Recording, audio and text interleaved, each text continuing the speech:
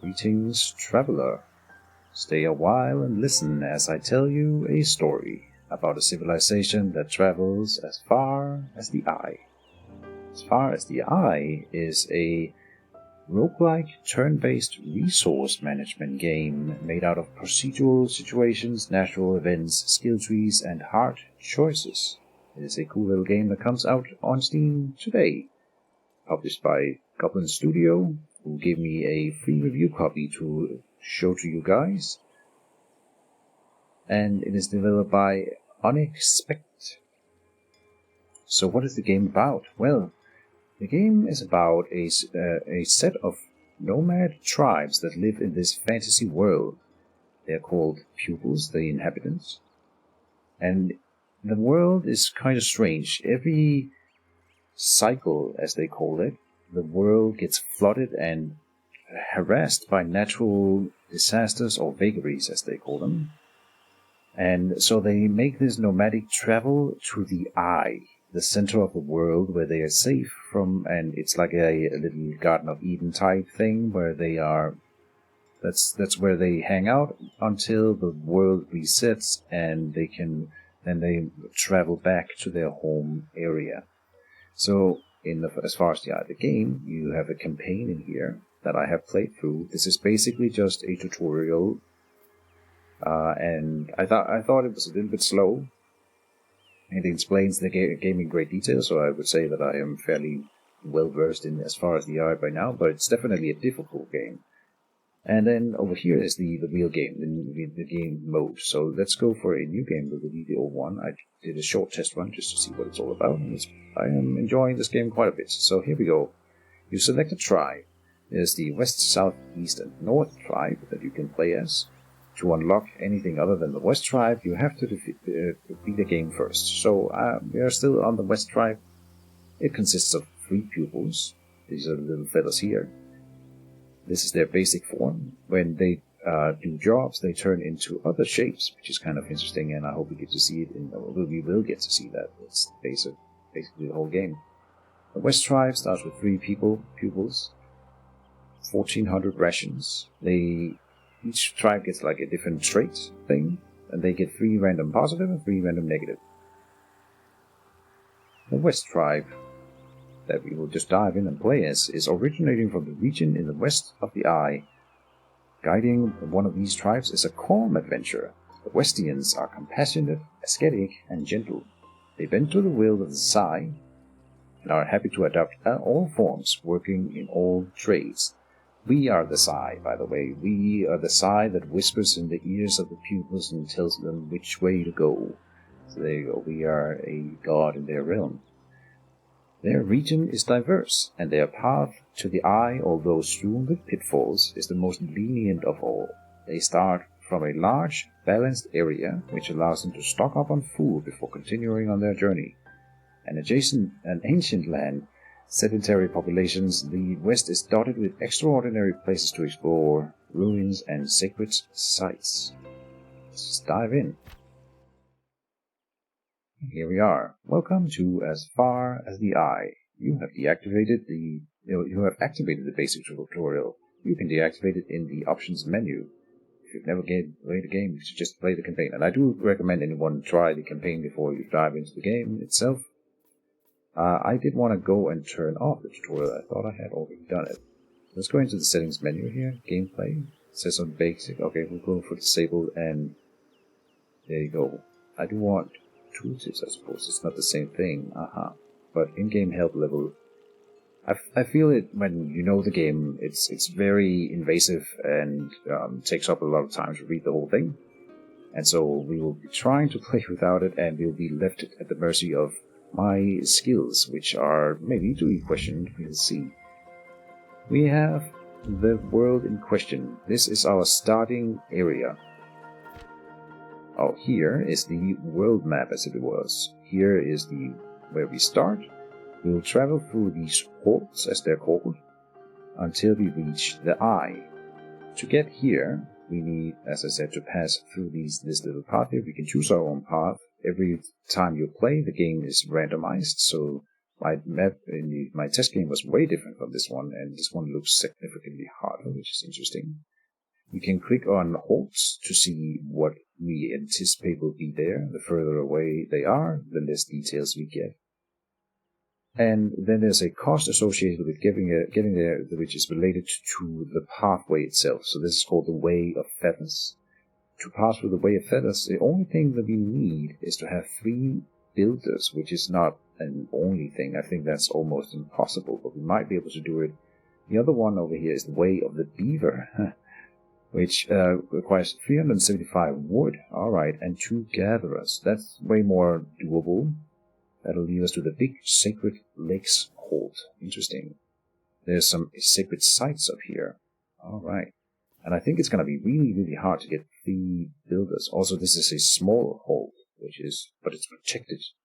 Oh, and the protected aura here is actually bad for us. It makes it harder for us to harvest the resources of the land. So we'll probably be going for this one, but you don't have to make a choice right now. We just need to figure out what the costs are and which one we then want to go to. I think we'll prefer this one over here. And it'll lead us through the big rainforest up here. That's fine. Alright, let's go back in and explain what the game is all about. When we come into the world map here, or this little halt map, we start with our caravan here. Neo-K is our caravan. We can turn the camera around. We can pan the camera by holding the right mouse button down, zoom in and out. It's not that big, this one, but it is a relatively big sized hold. We can stay here. So here's our progress bar. We are over here. This is your caravan. In 208 turns, the waters will reach our location and flood this entire hold. So we have 208 turns here before we need to leave, or we will simply lose the game. So we are battling time itself, trying to survive in this cruel and hostile world. Alright, we have 1400 rations. That's the only resource we currently have with us. While we are traveling on the caravan, each pupil eats 2 rations per turn. We can pass the turn over here. Once they disembark from the caravan, they will stop rationing, and when they work, they eat more. So then they will eat 6 rations per turn, per pupil. So that is 18 food per turn, once we deploy. Until then, we have a few different things. We can deploy the caravan right here where we are. Well, we cannot. We cannot settle in this type of terrain. It's a bad example. But the caravan can move 2 stones, and it has a sight range of 2, which is important. You can explore a little bit with the caravan, and where you put it is very important, because it will be the central hub for collecting resources in this hold. We generally want to have it centralized as much as we can, so let's try to go in a little bit here. And when you place down your hold, it's very important to have as much open space around it as possible, because every buildings that you build adjacent to it has an adjacency modifier, or gets an adjacency modifier. Let's try moving over this way. This looks like a decent area, and it's very open, so I kind of like that. Yeah, I don't recall if we can build on hills. Might not be able to. Let me go all the way here. Okay, this hill and hill. Cannot build in forests until we've cleared them out, but we need a lot of wood to go to that other site. So maybe building here is fine. There's no trade on this, no trade. There's no resource on this particular tile. Same here. I think this is a good tile. I hope we can build on hills. I don't really remember, but we will find out. So let's settle here and start the next stage of conquering this hold. That took us 3 turns to establish our caravan. Good. So now we can have a look at our pupils. We have Bullet, Gooply, and Brontese. We don't know the sexes of these pupils. It doesn't matter. They are not quite human in a way. Definitely not. So if we look at a pupil, they have movement 3. They have a vision range of 1. And we can set them to do a variety of things. The most basic thing being movement. You can make them move. When I plan out moves, they don't move immediately. They move when I pass the turn. And we gotta give orders to all of our dudes. There's no combat in this game, by the way, at all. It's only about survival and fighting the environment. So each pupil at the start here, got a positive trait and negative trait. So let's just go through them. Roulette here is a self-taught. Interesting. This pupil gains 20% more experience per harvest. That's really good. And he's egoistic. I don't know this word. This pupil cannot produce rations. Okay, so we need to find another job for him. Googly is sturdy and has 30 more health points. And also egoistic. Okay, so if we want someone to produce rations, it's gonna be the third guy, Brontese. He is in median. When they are not doing anything, this pupil does not consume food. And he's allergic, cannot harvest ore. He's allergic to ore. Alright, that's not too bad of a combination. We have two people who cannot produce rations, so Brontese will probably be our designated cook once we get that all set up. Good. Next thing we should look at is this. Prepare yourselves. See traits. This is the whole thing for your pupils. This is the skill tree. The skill tree is made up of 7 major parts. You have the cook, gatherer, herbalist, builder, stone gatherer, grower, and a trapper. Each specializing in gathering certain resources, except the herbalist is a little bit special. They get spices, but also do other various things. And the builder obviously isn't about collecting resources as much as it is about building new buildings. And so each part of these here have 2 specializations that you get later down the line. So if you go down the gatherer part, you can go become a fruit gatherer later, and then a woodcutter, all the same. Every pupil can get every skill in here if you spend enough time harvesting with them, in theory. So there's no limit to that. It's obviously better to specialize and have people who are good at working with one thing continuing to work on that thing, but it's not a requirement. It's up to you to make that choice. And so we need to start collecting resources. Before we can build anything, any buildings at all, we definitely need wood. So if I look at our build menu, here it is. We have building categories. We have sawmill, quarry, mine, and pasture for building for gathering building materials, building for gathering production of food and other consumables. There's these 6 here. And then appendices, we have a camp for building more housing, workshop for upgrades to other buildings, market for trading resources, and a council to use knowledge points that we accumulate to unlock, research, basically. And then we have packed mobile buildings, of which I believe we start with 0, yeah.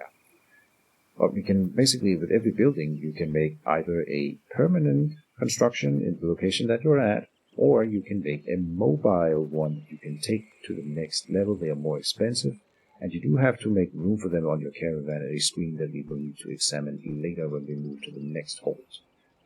So that's enough talk. That's enough talking, Keejchen. Now let's move out.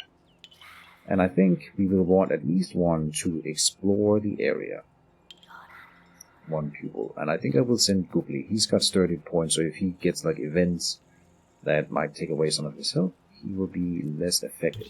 And I want to explore everything. So let's start by covering this, and then we can go all the way around in time. Good. Googly, you go. Maybe we start over here and then swing around that way. It's going to take him a while to explore everything, but it's going to be worth it. It usually is. Oh. I must have selected the wrong one. Then Roulette here gets extra experience, so I think you will start collecting wood for us, and then Brontese here will do the same. And then we are off. Now every pupil has been given an order, so I can click the inactive pupil over here. Nothing happens. Good. Then press next turn, and they will go about their jobs. So what happened there? Googly is on his way to explore. Nothing special here, but look at this. These little fellas have changed their look. Roulette and Brontese now are red pandas, which are the gatherer type. So they go to the caravan, and then they transform into whatever role they are asked to do, become, and then they just do it. They like that thing. They like changing form. Trust me. So Googly, while they're harvesting over here, it takes 3 turns to gather resources from a tile as a base. And so they will take a little bit of time, and then they will carry it to the caravan to drop it off. While they're doing that, Goopy will be exploring here. And he saw all of this down here. Lots of resources around here. Good. Let's come up this way. Good we go. Meanwhile, the other two over here are now ready to do other tasks. Or we can let them continue to harvest. They will continue to harvest until I tell them to stop. But I think that our self-taught guy here would be a good builder. Having a really experienced builder will be very beneficial for us in the long run. This one says per harvest, and I'm not so sure that counts for building buildings. So then I'm going back on that. That's fine. We will probably then have Ron Tesse be the builder at the start. And I was thinking about building a sawmill. I wonder, I forget if they actually provide a benefit. They definitely provide a drop-off point, and I think that they can also provide a benefit later. That's one thing that we need to get set up. And then we do need a farm someplace, like here by the plane, would be good. And eventually then with the farm, we want a bakery. There's also the cookhouse where we can cook rations from fish and meat. So there's a lot of resources to gather, and I'm definitely not very good at this game yet. I think we will gather some more wood before I do anything. I'm not sure if we could even build anything right now. It's also good to explore the area first, because you might find something useful that helps you in this particular hold. So this is entirely covered by mountains, which makes me then greedy and thinking that there might be something good on the other side. So we are going to conquer that mountain just to check. And indeed, a secret site. Now, secret sites are interesting. They can... Yeah, we will probably just go and explore it. If you have a druid who are trained in that sort of thing, they can analyze what it does before we actually explore it, but I think we'll just go in and see what we get. It's going to spawn one of 3 random events here, I think. Okay, we get an opportunity to either provide an offering, which will cost us 100 fish and 100 wool, and then we get an unknown benefit, or we can plunder it for 100 meat and 100 spices, and then we get an unknown penalty, or we can pray for 50... What is that? Cereals, which is grain or wheat or whatever you want to call it. And I'd love to do this offering, so I think we're going to leave it alone. I've never tried that before. So let's leave it alone. We can come back for that one later. So we will.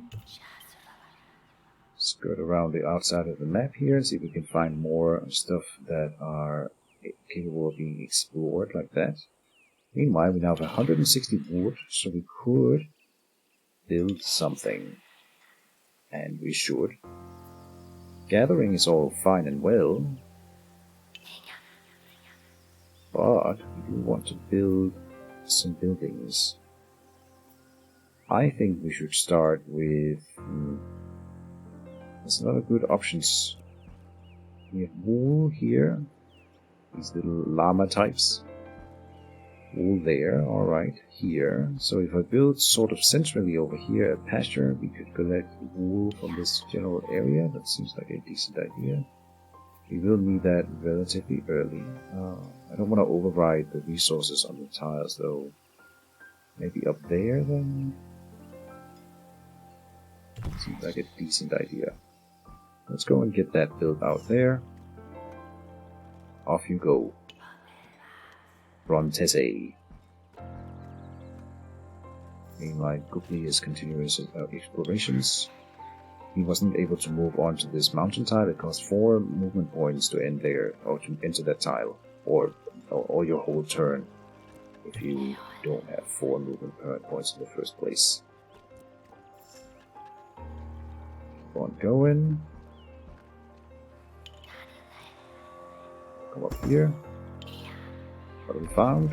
Remains here. Alright, that is something to be explored. This is a remain left behind by a previous tribe who was here in a previous cycle. and we can find either good events or bad events there. Meanwhile, Bontesi over here has built the pasture and can now either... Well, we could start gathering some wood. It's good to have in store for building certain buildings. So I think I'll just need to let him do that. Meanwhile, Mulet here continues to just gather wood, which is fine. There's plenty of wood in these jungles. Oh, maybe not. They're actually getting through that rather well. Alright. But I see plenty of wood on the tile, so it should be fine. So, Goobly has found something here. Involuntary pillage. Entering the remains, Goobly comes across a burial chamber in which stands an altar dedicated to the pupils of the past. Out of respect, Goobly touches nothing. However, turning around, their satchel sweeps across the altar and scatters the offerings. Goobly hopes this won't bring misfortune to the tribe. A new minor vagary will take place soon. Okay, and a vagary is a natural disaster, so we wrecked something and Goobly... God damn it, Goobly. Yeah, such is life. I feel like I often get more bad events than good events, but I'm always a curious soul, so I gotta try it out. Of course. Let's see what else we can find. Yeah, that looks good. Keep exploring. We find some water there. Alright. We'll move through that mountain tile then. Okay. Now a bit of wool. A new vagary will soon happen. Overwork. What does that do? In 2 turns, the work may be too intense, or is it a warning from the spirits? Each pupil who works in harvesting, production, or construction becomes sick in 2 turns. So then we gotta unassign them from jobs during that 1 turn. Oh, and we find another thing here, a secret site again. Much like this one over here. Fair enough. So we gotta stop them from gathering. In harvesting, production, or construction, isn't that all of it? Huh. I suppose we could set them to... Is this a production thing, I wonder? I don't think so. Rower. It is gathering wool. Alright, I'm gonna unassign you. And you can go explore down here. Goobly continues to explore as well. You might as well go for this sacred site just to check what it does. Overwork is incoming. Overwork. Yeah. And so I hope you don't get punished then. If we pay 200 cereals here, we can get an unknown benefit, or we can pray to just immediately gain 50 ore. We can always do this later. We can come back to this. We can also loot for stone and pepkin, which is food. Good stuff. Here's stone. So the vagary, I believe, is done now, which means we could start gathering again. It's a minor setback, but not a big deal. Might as well continue exploring here while we are out. Goobly will go there. Good. And over this way. Goobly goes down here, and then we are done exploring the Holt. About 20 turn in. Let's come up here and gather some wood. Wood. Yeah, should be gaining some good experience in that. He's almost leveled up in harvesting, which means he's going to start gathering more resources per harvest. Good.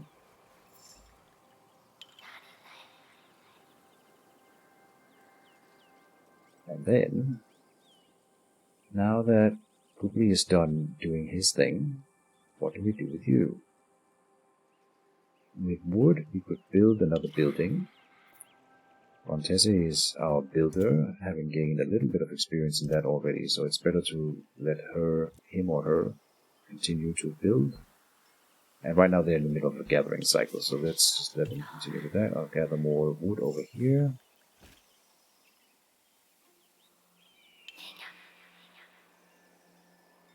I should do the closer forest first, but hold on.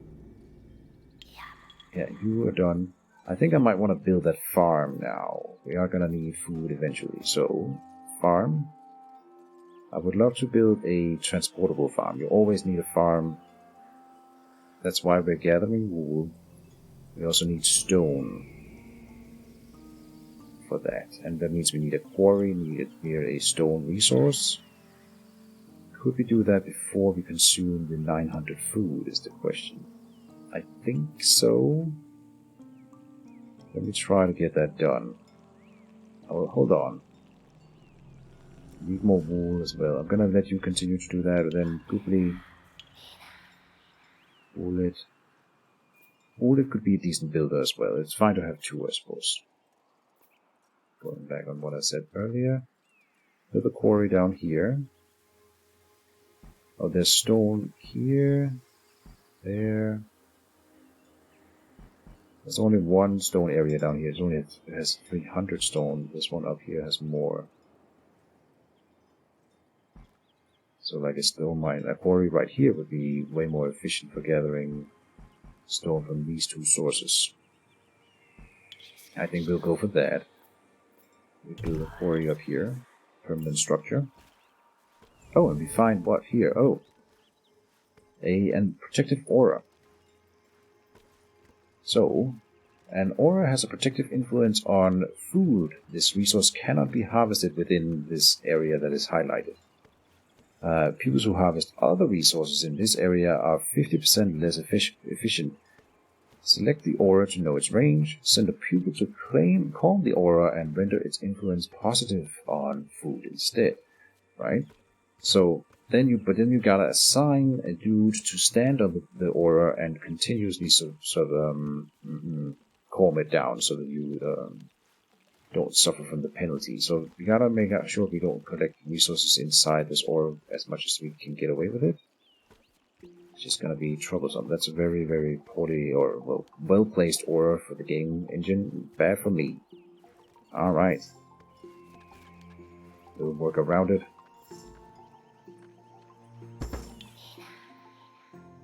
Okay, and wool it. Then I want you to gather stone, I think.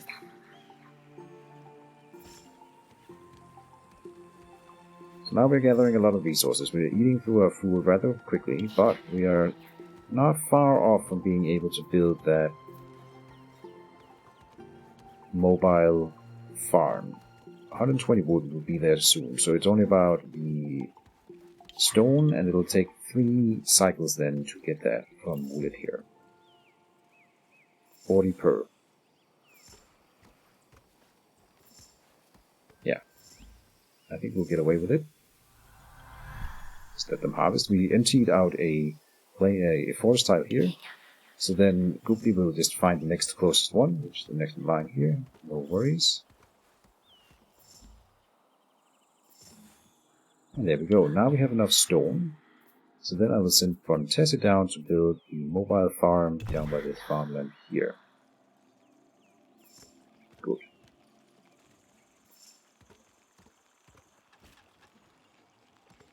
That started. So that built. Now we need to figure out who is gonna be the farmer of the bunch. We do need to spread out specializations, and we're already kind of doing that. I don't want to be the builder, though. We also needed to reach having people as gatherers, which means coming, you gotta go all the way to the 3rd perk in that tree. And that'll be, we should do that with Woolet, who's already started on it, and we should do that with Goodley. So then Brontesse he's a bit of a grower? Oh, grower with wool is the same. Ah, so you're already specialized in farming. Well, Brontesse, you know what you gotta do. The next we gotta build, though, we should make sure we know where that is. Bakery is here, and we can already afford it. So that's fine. Oh, who is the only guy who could cook? Oh, that's you, isn't it? Fontesse, but you can be both the farmer and the cook, maybe? It's gonna be a little bit troublesome in the long run. Well, for now, it's fine.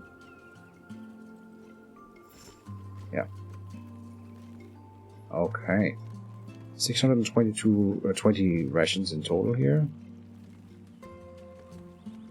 And so yeah, I don't see how we would get, what was it, 3 builders over here? No way. So we gotta go with this route. This is completely randomized, so sometimes some of them might simply be inaccessible. You could build and build to get them leveled, and it would maybe be strong, but it's better to have 1 or at least maximum 2 specialized builders anyway. Gatherers 2 is fine. But then, of course, you don't have to spend any resources here, right? So the 375 wood we have to spend over here, we might build those buildings that might level people. Tricky.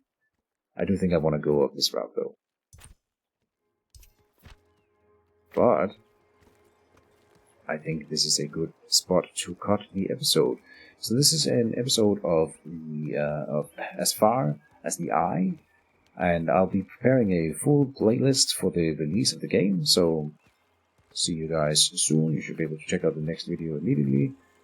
So this is Keejchen signing off for now. See you soon, guys.